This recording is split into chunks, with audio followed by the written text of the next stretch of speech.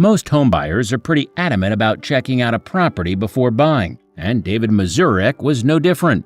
Sure, the Edmore, Michigan farm he was looking to purchase back in 1988 wasn't exactly brand new, but Mazurek still wanted to know exactly what he was getting himself into.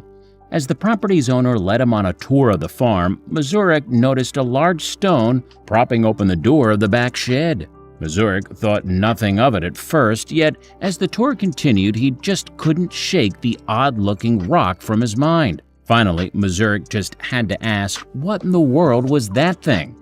It was unlike any rock or stone he had ever seen before. That's when the farmer revealed that it wasn't of this world at all. According to the farmer, he had actually seen the rock fall from the night sky as a child back in the 1930s. Eager to recover the space stone, he and his father had trekked out to the fields the next morning to see if they could locate it. Jutting from a large crater in the earth, the stone was still hot to the touch as the farmer and his father pulled it from the dirt.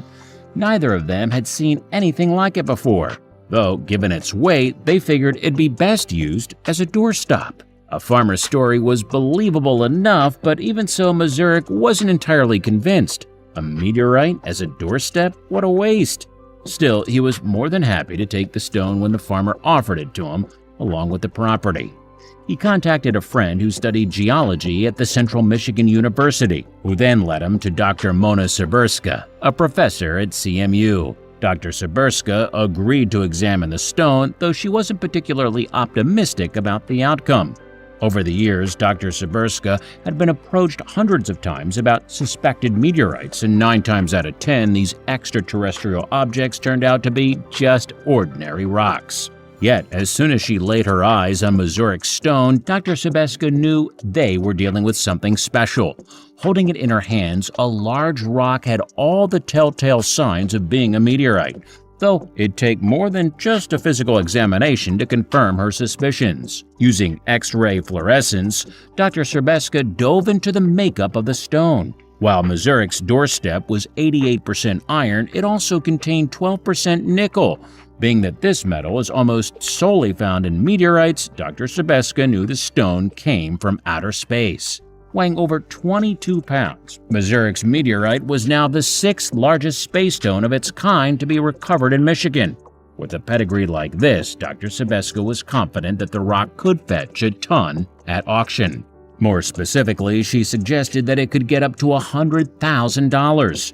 But they were getting ahead of themselves here, and Dr. Siberska didn't want to make promises she couldn't keep. To be extra sure that this was truly a $100,000 meteorite, she sliced a piece of the rock and mailed it off to the Smithsonian for additional analysis. Geologist Catherine Corrigan was the first to examine the stone, and after a few tests, she could corroborate Dr. Siberska's findings. But even with the meteorite's identity finally set in stone, what was to become of Mazurek's incredible find? According to Dr. Siberska, he had 2 options: sell the stone to a museum or sell it to a private collector looking to turn a profit. Either way, Mazurek was determined to put the proceeds from the meteorite to good use. If he did decide to sell the stone, Mazurek vowed to donate 10% of the sale to CMU to provide funding to further geological studies. Regardless of the donation, however, Dr. Siberska insisted that being able to study the meteorite was a gift enough. Allowing her students to physically interact with the space rock gave them a unique perspective on the true nature of their studies.